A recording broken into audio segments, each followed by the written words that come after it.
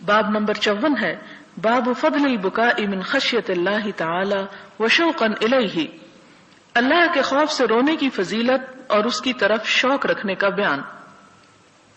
قال اللہ تعالی وَيَخِرُّونَ لِلْأَذْقَانِ يَبْكُونَ وَيَزِيدُهُمْ خُشُوعًا، ارشاد خداوندی ہے اور وہ ٹھوڑیوں کے بل گر پڑتے ہیں اور روتے جاتے ہیں، اس سے ان کو اور زیادہ عاجزی پیدا ہو جاتی ہے۔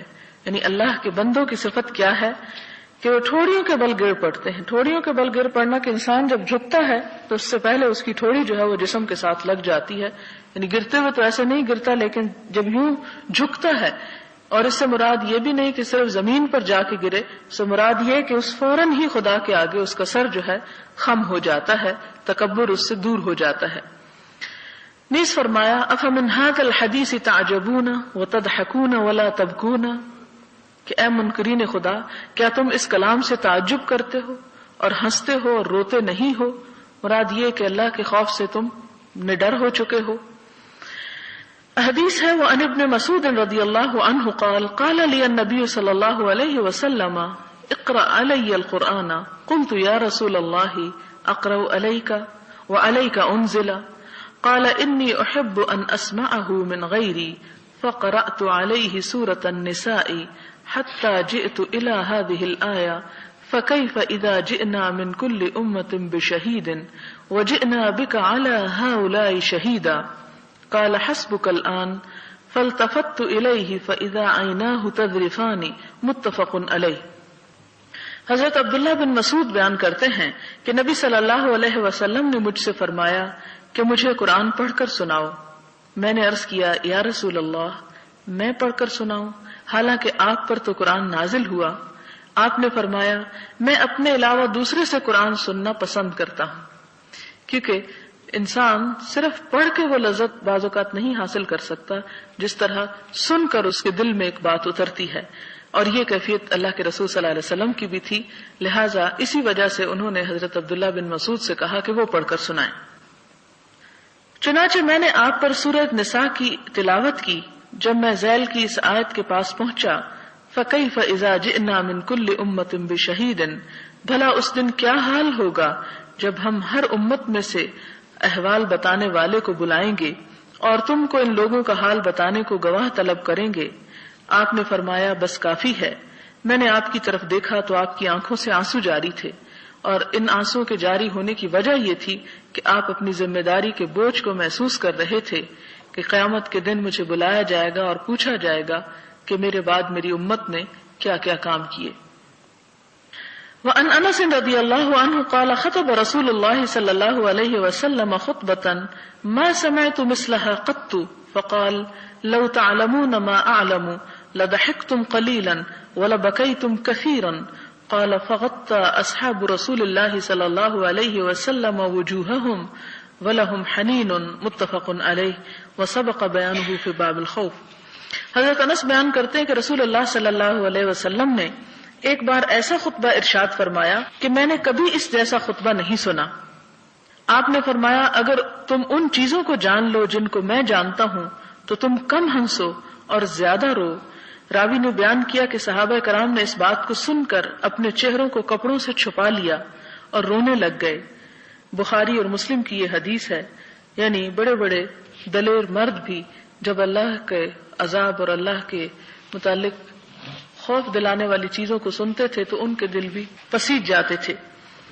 تو یہاں پر بھی ہمارے لیے اس میں بہت بڑا سبق ہے کہ اگر صحابہ کرام جیسے لوگ جنہوں نے حضور صلی اللہ علیہ وسلم کی صحبت پائی اور جن کے سامنے ہر وقت قرآن نازل ہوتا تھا اور جن کے لیے گناہ اور غلطیاں کرنے کے امکانات بہت کم تھے کیونکہ ان کا ماحول اچھا تھا، کیونکہ جب انسان کا ماحول اچھا نہیں ہوتا تو پھر برائی بھی اس کو برائی نہیں لگتی، برائی بھی اچھائی لگنے لگتی ہے، لہٰذا نادانی میں انسان غلط کام زیادہ کر جاتا ہے۔ تو آپ دیکھیں کہ جب صحابہ کرام کا یہ حال تھا کہ سب کچھ کرتے ہوئے بھی انہیں اس بات سے اس قدر رونا آیا تو ہمارے دل تو بہت ہی سخت ہے۔ حضرت ابو ہریرہ بیان کرتے ہیں کہ رسول اللہ صلی اللہ علیہ وسلم نے فرمایا وہ آدمی دوزخ میں داخل نہیں ہوگا جو اللہ کے خوف سے رو دیا یہاں تک کہ دودھ پستانوں میں واپس آ جائے اور اللہ کی راہ کا گرد و غبار اور جہنم کا دھواں دونوں جمع نہیں ہو سکتے۔ مراد یہ کہ جو اللہ کے ڈر سے رو دیتا ہے اور اللہ کے ڈر سے اور اللہ کے خوف سے لرزتا ہے اور اس بات کا احساس کرتا ہے کہ اللہ تعالیٰ اسے سزا دینے پر پوری طرح قادر ہے، تو ایسا شخص اللہ تعالیٰ اس کو دوزخ میں داخل نہیں کریں گے. اس کا داخل کرنا اتنا ہی محال ہے جیسے کسی تھن سے دودھ نکالنے کے بعد دوبارہ اس میں واپس داخل کرنا، یعنی بالکل ناممکن بات ہے. اور اللہ کی راہ کا گرد و غبار، یعنی جہاد میں جب وہ گھوڑے دوڑاتے تھے اور گرد و غبار سے اٹ جاتے تھے، فرمایا کہ وہ گرد و غبار اور جہنم کا دھواں دونوں اکٹھے نہیں ہو سکتے، یعنی اللہ تعالیٰ ایسے اچھے کام کرنے والوں کو جہنم کے قریب نہیں لے جائیں گے. حضرت ابو ہریرہ روایت کرتے ہیں کہ رسول اللہ صلی اللہ علیہ وسلم نے فرمایا 7 قسم کے آدمی قیامت کے دن اللہ کے سائے میں ہوں گے جب اس کے سائے کے علاوہ کوئی اور سایہ نہ ہوگا. نمبر 1 انصاف کرنے والا حکمران. نمبر 2 وہ نوجوان جو اللہ کی عبادت میں پھلا پھولا، یعنی بڑھاپا نہیں جوانی بھی اللہ کی عبادت میں گزاری. نمبر 3 وہ آدمی جس کا دل مساجد کے ساتھ معلق رہتا ہے، یعنی مسجدوں سے محبت کرتا ہے اور ایک نماز کے بعد دوسری نماز کے انتظار میں رہتا ہے. اور چوتھا وہ آدمی جن کی آپس میں محبت اللہ کے لیے ہے، یعنی دنیا کے مفادات اور دنیا کے غراض نہیں بلکہ خدا کی محبت میں دونوں اکٹھے ہوتے ہیں. اسی پر ان کا اکٹھ ہوتا ہے اور اسی پر دونوں کا افتراق عمل میں آتا ہے، یعنی دونوں جدا بھی ہوتے ہیں تو اللہ کی خاطر دونوں کی ملاقات ہوتی ہے، تو اللہ کی خاطر مراد یہ کہ دنیا کا کوئی لین دین اور دنیا کی کوئی لالچ بیچ میں حائل نہیں ہوتی اس تعلق میں. 5واں وہ آدمی جس کو ایک خاندانی حسن و جمال کی مالکہ عورت گناہ کی طرف بلاتی ہے اور وہ جواب دیتا ہے کہ میں اللہ سے ڈرتا ہوں. اور 6واں وہ آدمی جو اس قدر پوشیدگی سے صدقہ کرتا ہے کہ اس کے بائیں ہاتھ کو بھی علم نہیں ہوتا کہ اس کے دائیں ہاتھ نے کیا خرچ کیا ہے. اور 7واں وہ آدمی جو اکیلے میں تنہائی میں ذکر الہی میں مصروف رہتا ہے تو اس کی آنکھوں سے آنسو بہنے لگتے ہیں، یعنی کسی کے سامنے یا کسی کی خاطر نہیں وہ روتا بلکہ صرف اور صرف اللہ کے ڈر سے اس کے آنسو نکلتے ہیں اور اللہ کے ذکر سے اس کا دل نرم ہو جاتا ہے، پسیج جاتا ہے. اگلی حدیث حضرت عبداللہ بن شخیر بیان کرتے ہیں کہ میں رسول اللہ صلی اللہ علیہ وسلم کے پاس پہنچا تو آپ نماز پڑھ رہے تھے اور آپ کے سینے میں رونے کی آواز ہانڈی جو چولہے پر ہو اس کی آواز کی طرح تھی، یعنی گڑ گڑ سی ہو رہی تھی. اور آپ کے یعنی ایسا نہیں رونا تھا کہ چیخ پکار کر کے اور ہاں ہو مچا کے، بلکہ اس طرح سسکیاں لے لے کے رو رہے تھے اللہ کے خوف سے کہ وہ اندر ہی اندر سینے کے اندر ایک آواز پیدا ہو رہی تھی. اور یہ حدیث صحیح ہے، ترمذی نے شمال میں صحیح سند کے ساتھ اس کو ذکر کیا ہے. حضرت انس بیان کرتے ہیں کہ رسول اللہ صلی اللہ علیہ وسلم نے ابی ابن کعب سے فرمایا کہ اللہ رب العزت نے مجھے حکم دیا ہے کہ میں تیرے سامنے لم یکن الذین کفروا سورت تلاوت کروں.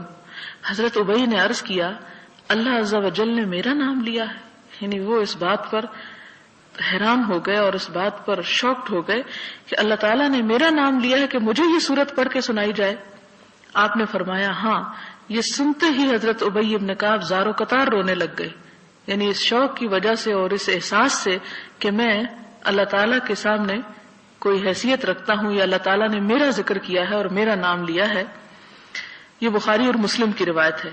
ابی ابن کعب جو ہے یہ یہودی تھے اور پھر مسلمان ہوئے، اور اس صورت کے اندر اہل کتاب کا ذکر ملتا ہے، لہذا شاید اسی مناسبت سے وہ آپ کے سامنے پڑھے جانے کا ذکر ہے، جس میں یہ کہا گیا کہ جو لوگ اہل کتاب میں سے ایمان لائے وہ بہترین مخلوق ہیں اور جنہوں نے کفر اور شرک کیا اولئک ہم شر البریہ. حضرت انس بیان کرتے ہیں کہ رسول اللہ صلی اللہ علیہ وسلم کی وفات کے بعد حضرت ابو بکر نے حضرت عمر سے کہا کہ چلو ہم ام ایمن کی زیارت کر کے آئیں. ام ایمن جیسا کہ آپ جانتے ہیں کہ حضور صلی اللہ علیہ وسلم کی والدہ کی غلام تھیں اور انہوں نے آپ کی پرورش کی تھی، اور ایک طرح سے آپ کی ایسی ماں تھی کہ جنہوں نے آپ کی والدہ کی وفات کے بعد، آپ کی والدہ جب آپ کے والد کی قبر پر گئیں اور اس کے بعد آپ کی وفات ہو گئی تو انہوں نے ہی انہیں دوبارہ مکہ پہنچایا اور ان کی پرورش کی، یعنی آپ ان کو ان کی دائی کہہ سکتے ہیں. جبکہ رسول اللہ صلی اللہ علیہ وسلم اس کی زیارت کے لیے جایا کرتے تھے. جب ہم اس کے پاس پہنچے یعنی ام ایمن کے پاس تو وہ رونے لگی. ان دونوں نے اس سے کہا کہ آپ کیوں رونے لگ گئی ہیں؟ کیا آپ جانتی نہیں کہ رسول اللہ صلی اللہ علیہ وسلم کا مقام اللہ رب العزت کے ہاں بہت اچھا ہے؟ اس نے جواب دیتے ہوئے کہا، میں اس لیے نہیں رو رہی کہ مجھے اس بات کا علم نہیں کہ رسول اللہ صلی اللہ علیہ وسلم کا مقام اللہ رب العزت کے ہاں بہتر نہیں ہے، میں تو اس لیے رو رہی ہوں کہ وحی آنے کا سلسلہ ختم ہو گیا ہے۔ اس بات کو سن کر ان کو بھی رونا آ گیا، چنانچہ وہ بھی اس کے ساتھ زار و قطار رونے لگے۔ یہ مسلم کی حدیث ہے۔ یہ حدیث نیک انسانوں کی زیارت کے باب میں پیچھے گزر چکی ہے۔ حضرت عبداللہ بن عمر بیان کرتے ہیں کہ جب رسول اللہ صلی اللہ علیہ وسلم کی بیماری شدت اختیار کر گئی تو آپ سے نماز پڑھانے کے بارے میں عرض کیا گیا۔ آپ نے فرمایا، ابو بکر سے کہو کہ وہ نماز پڑھائے۔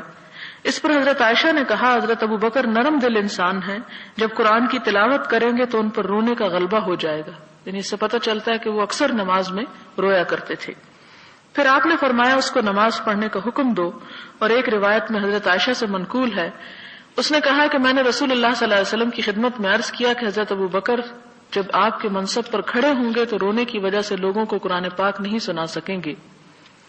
حضرت ابراہیم بن عبد الرحمن بن عوف بیان کرتے ہیں کہ حضرت عبد الرحمن بن عوف کے سامنے کھانا لایا گیا اور وہ روزہ دار تھے۔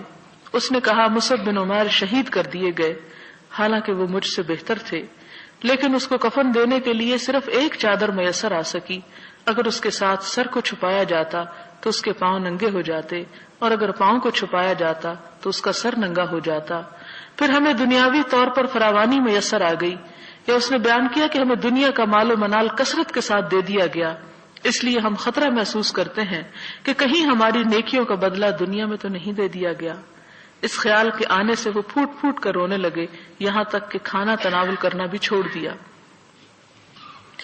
یہاں پر حضرت عبد الرحمن بن عوف کا بیان ہے۔ حضرت عبد الرحمن بن عوف ان لوگوں میں سے جنہیں دنیا میں جنت کی بشارت دی گئی، جنہیں عشرہ مبشرہ میں شمار کیا جاتا ہے۔ یہ بہت دولت مند شخص تھے۔ کہتے ہیں کہ میں تجارت میں اگر کوئی اینٹ بھی اٹھاتا تو اس کے نیچے سے دولت نکلتی میرے لیے، کہ اللہ تعالیٰ نے ہر لحاظ سے مجھے بہت ہی مال کی کثرت عطا کی اور میرے رزق میں بہت برکت دی۔ تو یہ کہتے ہیں کہ جب ان کے سامنے ایک دفعہ کھانا لایا گیا اور وہ روزہ دار تھے، سارا دن روزہ رکھا، اور اس کے بعد جب کھانے کا وقت آیا تو انہوں نے کہا کہ مصعب بن عمیر شہید کر دیے گئے۔ آپ کو معلوم ہے کہ وہ نہایت ناز و نعمت میں پلنے والے شخص تھے۔ ایسا لباس پہنتے کہ جو مکہ میں نہیں باہر سے سل کر آتا، ایسی خوشبو لگاتے کہ جس کی مثال نہیں ملتی تھی، اور بہت ہی ناز و نعمت کے ساتھ زندگی بسر کر رہے تھے۔ حضور صلی اللہ علیہ وسلم نے جب اسلام کی دعوت دی اور وہ مسلمان ہو گئے تو ان کا اسلام لانا ان کے گھر والوں پر ہی بہت گراں گزرا، اور خود ان کی ماں نے ان کو گھر سے نکال دیا۔ پھر وہ ہجرت کر کے چلے گئے، اور مدینہ میں حضور صلی اللہ علیہ وسلم نے انہیں تعلیم دینے کے لیے سب سے پہلے مامور کیا، اور انہی کی کوششوں سے تقریباً 150 افراد جو تھے وہ بیعت عقبہ کے موقع پر حضور صلی اللہ علیہ وسلم کی خدمت میں حاضر ہوئے۔ جب انہیں شہید کیا گیا تو اس وقت ان کا حال یہ تھا کہ صرف ایک چادر تھی ان کے پاس جس میں انہیں کفن دیا جاتا، اگر سر ڈھانپتے تو پاؤں کھل جاتا اور پاؤں ڈھانپتے تو سر کھل جاتا، اور یہ ساری سختی اور دنیا کی تکلیف انہیں اسلام کے رستے میں آئی تھی۔ بعد میں حضرت عبد الرحمن بن عوف کہتے ہیں کہ اب یہ حالات ہیں کہ ہمارے اوپر رزق کی فراوانی ہو گئی ہے، ہمیں اتنا کچھ مل گیا ہے، ہمیں ڈر لگتا ہے کہ شاید اللہ تعالیٰ نے ہماری نیکیوں کا صلہ ہمیں دنیا میں ہی دینے کا ارادہ کر لیا ہے، اور یہ کہہ کے وہ پھوٹ پھوٹ کے رونے لگے۔ انہیں حضرت مصعب بن عمیر کا ایمان یاد آ گیا۔ اور حقیقت یہ ہے، پھر ہوا یہ کہ حضور صلی اللہ علیہ وسلم نے فرمایا کہ تم اس کا سر ڈھانک دو اور پاؤں کے اوپر کچھ گھاس ڈال دو، کیونکہ یہ مسلمانوں کے اوپر ایسا سختی کا دور تھا کہ جس میں واقعی ان کے پاس اتنا لباس یا اتنا کچھ میسر نہ تھا کہ جس میں انہیں پراپر طور پر کفن وغیرہ بھی مل سکے، اور یہ ساری قربانیاں یعنی سب کچھ انہوں نے جو دیا وہ سب اسلام کے رستے میں تھا، اور ان کے اپنے پاس یعنی پے در پے جنگیں لڑنا پڑی، گھر بار سے نکال دیے گئے۔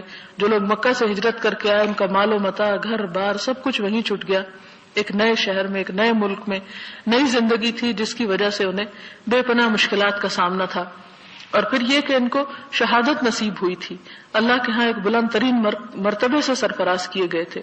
اور ہم دیکھتے ہیں کہ اسلام کی راہ میں ایسی قربانیاں بعد کے لوگوں نے بھی پیش کی۔ امام بخاری کے بارے میں بھی ایک ایسا ہی واقعہ ملتا ہے کہ انہوں نے علم حاصل کرنے کے لیے سب کچھ بیچ ڈالا، حتیٰ کہ اپنے پاؤں کے جوتے بھی بیچ ڈالے، کہ انہیں اس اپنے علم حاصل کرنے کے لیے، سفر کے لیے، کتابوں کے لیے جو پیسے چاہیے تھے انہوں نے سب کچھ دیتے چلے گئے حتیٰ کہ ان کے پاس کچھ بھی نہ بچا. اور ایک روایت میں تو اس طرح بھی آتا ہے کہ ایک مرتبہ 2 دن کے لیے وہ مجلس حدیث میں حاضر نہ ہوئے اپنے دوسرے ساتھیوں کے ساتھ. تو لوگوں کو فکر ہوئی کہ امام بخاری نکلتے کیوں نہیں ہیں. تو جا کر جب پتہ کیا گیا تو وہ کہنے لگے کہ میں اپنے تمام لباس کو بیچ چکا ہوں، اور اس وقت جو لباس میرے اوپر ہے وہ اس قابل نہیں کہ میں اس کے ساتھ علم کی مجلس میں حاضر ہو سکوں، یعنی کوئی پراپر ڈریس نہیں ہے میرے پاس. تو یہ جب تک انسان ایسی قربانیاں نہیں دیتا اور یہ جذبہ نہیں رکھتا اور دنیا کی محبت دل سے نکال کر آخرت کے لیے سب کچھ خرچ کرنے کا ارادہ اور عزم و ہمت نہیں رکھتا، اسلام کو ترقی نصیب نہیں ہو سکتی. تو یہاں پر وہ عبد الرحمن بن عوف، حالانکہ دنیا میں ان کے پاس حلال کا رزق تھا اور سب کچھ تھا، لیکن یہ حقیقت ہے کہ صحابہ کرام کے پاس جب بھی دنیا ذرا زیادہ ہوتی اور جب بھی عیش و آرام بڑھنے لگتا، انہیں فوراً فکر لاحق ہو جاتی کہ کہیں ایسا تو نہیں کہ اللہ تعالیٰ ہمیں دنیا میں ہی سب کچھ دینا چاہتا ہے اور آخرت میں ہمارے لیے کچھ نہ بچے. اگلی حدیث حضرت ابو امامہ باہلی نبی صلی اللہ علیہ وسلم سے بیان کرتے ہیں، آپ نے فرمایا اللہ پاک کے نزدیک 2 قطروں اور 2 نشانوں سے زیادہ اور کوئی چیز پیاری نہیں. ایک آنسوؤں کا قطرہ جو اللہ کے خوف سے گرتا ہے، اور دوسرا خون کا قطرہ جو اللہ کے رستے میں بہتا ہے. اور 2 نشانوں میں سے ایک نشان تو وہ ہے جو اللہ کے رستے میں پہنچے، اور دوسرا نشان جو اللہ کے فرائض میں سے کسی فرض کی ادائیگی میں واقع ہو. اشارہ ہے نماز کی طرف. یعنی 2 قطرے، ایک تو یہ کہ آنسو کا قطرہ جو اللہ کے خوف سے بہے، دوسرا خون کا قطرہ جو خدا کی راہ میں جہاد کرتے ہوئے جسم سے نکلے. اور پھر اسی طرح ایک نشان وہ کہ انسان خدا کے رستے میں جہاد کرتے ہوئے اسے لگے نہیں کہیں کوئی تلوار لگے یا کوئی زخم لگے اور پھر وہ نشان باقی رہ جائے. اور دوسرا وہ نشان جو اللہ کے فرائض کی ادائیگی میں کسی فرض کو ادا کرتے ہوئے، جیسے نماز وغیرہ پڑھتے ہوئے جسم کے کسی حصے پر نشان وغیرہ پڑ جانا. اور اس کے علاوہ یہ آخر میں کہتے ہیں کہ اس مضمون کی حدیثیں کثرت کے ساتھ موجود ہیں. ان میں سے ایک حدیث حضرت ارباز بن ساریہ سے منقول ہے کہ ہمیں رسول اللہ صلی اللہ علیہ وسلم نے ایسا واعظ فرمایا جس سے دل کانپ گئے اور آنکھوں سے آنسو گرنے لگے. یہ حدیث بدعات سے منع کرنے کے بعد میں گزر چکی ہے. سبحان اللہ وبحمدہ عدد خلقہ ورضا نفسہ وزنۃ عرشہ ومداد کلماتہ. سبحان اللہ العظیم. اللہم صلی علی محمد وعلی آل محمد کما صلیت علی ابراہیم وعلی آل ابراہیم انک حمید مجید. اللہم بارک علی محمد وعلی آل محمد کما بارکت علی ابراہیم وعلی آل ابراہیم انک حمید مجید. ربنا آتنا فی الدنیا حسنۃ وفی الآخرۃ حسنۃ وقنا عذاب النار. ربنا لا تزغ قلوبنا بعد إذ هديتنا وهب لنا من لدنك رحمة إنك أنت الوهاب. اللهم لا مانع لما أعطيت ولا معطي لما منعت ولا ينفع ذا الجد منك الجد. اللهم ارزقنا حبك وحب من يحبك وحب عمل يقربنا إلى حبك. اللهم انفعنا بما علمتنا وعلمنا ما ينفعنا وزدنا علما. اللهم إنا نعوذ بك من عذاب القبر ونعوذ بك من عذاب جهنم ونعوذ بك من فتنة المسيح الدجال ونعوذ بك من فتنة المحيا والممات. اللهم إنا نعوذ بك من المأسم والمغرم. اللهم انفعنا بما علمتنا وعلمنا ما ينفعنا وزدنا علما. اللهم إنا نعوذ بك من جهد البلاء ودرك الشقاء وسوء القضاء وشماتة الأعداء. اللهم لا مانع لما أعطيت ولا معطي لما منعت ولا ينفع ذا الجد منك الجد. اللهم إنا نسألك من الخير كله عاجله وآجله ما علمنا منه وما لم نعلم ونعوذ بك من شر كله عاجله وآجله ما علمنا منه وما لم نعلم. لا إله إلا الله أنت الحليم الكريم. سبحان الله رب العرش العظيم والحمد لله رب العالمين. رب نسألك موجبات رحمتك وعزائم مغفرتك والغنيمة من كل بر والسلامة من كل اسم. لا تدع لنا ذنبا إلا غفرته ولا هما إلا فرجته ولا حاجة هي لك رضا إلا قضيتها يا أرحم الراحمين۔ یا رب العالمین، ہم سب تیری رحمت کی فریاد کرتے ہیں۔ یا اللہ تو ہماری تمام مشکلات کو آسان کر دے۔ یا اللہ تو ہمیں اپنی رحمت سے ڈھانپ لے۔ یا اللہ ہم دنیا میں اس حال میں زندگی بسر کریں کہ تو ہم سے راضی ہو جائے۔ یا اللہ ہمیں ایسا انسان بنا دے کہ جیسا بننا تجھے پسند ہے۔ یا اللہ تو ہمارے والدین پر رحم فرما۔ یا رب العالمین ان پر اپنی رحمت و شفقت نازل فرما۔ یا اللہ تو ہماری اولاد کو ہماری آنکھوں کی ٹھنڈک بنا۔ یا اللہ انہیں دین و دنیا میں بہترین کامیابی عطا فرما۔ یا اللہ انہیں اور ہمارے تمام رشتہ داروں کو ہدایت عطا فرما۔ یا رب العالمین تمام مسلمانوں کو ہدایت عطا فرما۔ یا اللہ تو ہمیں اس رستے پر چلنے کی توفیق دے جو تیری رضا کا رستہ ہو، اور ہمیں ہر اس بات سے بچنے کی توفیق دے جو تیرے غضب سے ہم کنار کرنے والی ہو۔ یا اللہ ہمارے دلوں میں اپنی محبت اور اپنا شوق پیدا کر دے۔ یا اللہ اس رستے کو ہمارے لیے ہمارے دلوں کی زینت اور ہمارے سینوں کی بہار بنا دے۔ یا اللہ تو ہمیں اپنی محبت عطا کر، اپنا قرب نصیب فرما۔